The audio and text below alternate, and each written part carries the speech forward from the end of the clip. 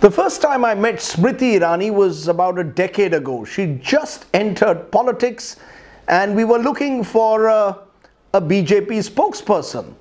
And lo and behold, we discovered Smriti Irani. She was remarkably articulate, she was telegenic, she was communicative, and not surprisingly, she'd been a successful television star.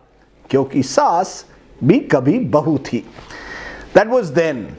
Today when I interviewed Smriti, I found that some things hadn't changed. She was still very feisty, extremely articulate, and as she likes to say, she gives it as good as she gets. Then she was only a party spokesperson.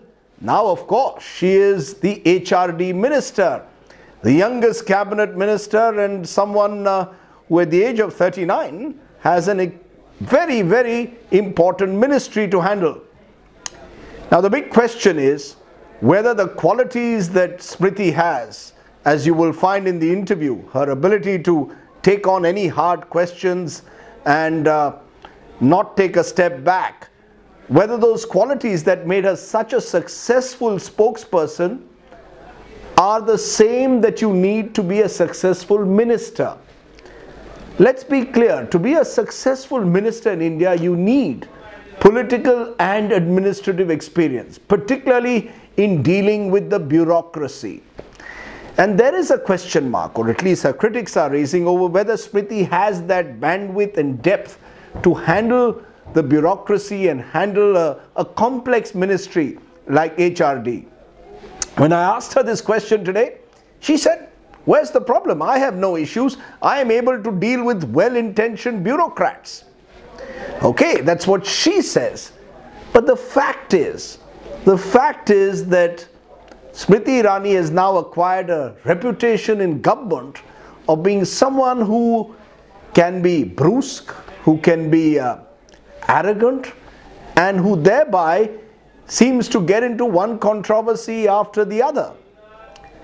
Maybe, as she claims, that there are people who might be a little envious of her rise in politics. It's been a meteoric rise.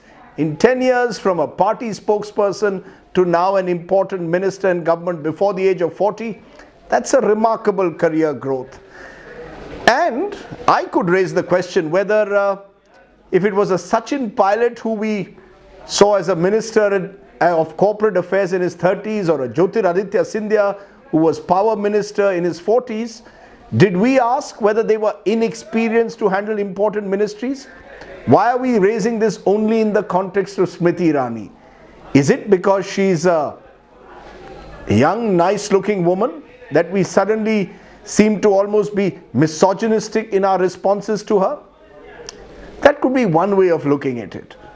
The other way, though, is that there is a fine line, particularly when you're in government, between being self-confident and being perceived as arrogant. There are those who believe that Smriti owes her success to her proximity to Narendra Modi and Amit Shah.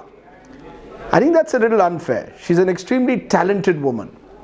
The question is that the very qualities, as I said, that made her so successful on television, do they work when you're behind the four walls of Shastri Bhavan? That's a question which Smriti Irani must grapple with. As I said, it's a fine line sometimes between being self-confident and being perceived as arrogant. That's it on this video blog. If you have feedback, do send it to rajdeepsardesai.net. Thanks for hearing me.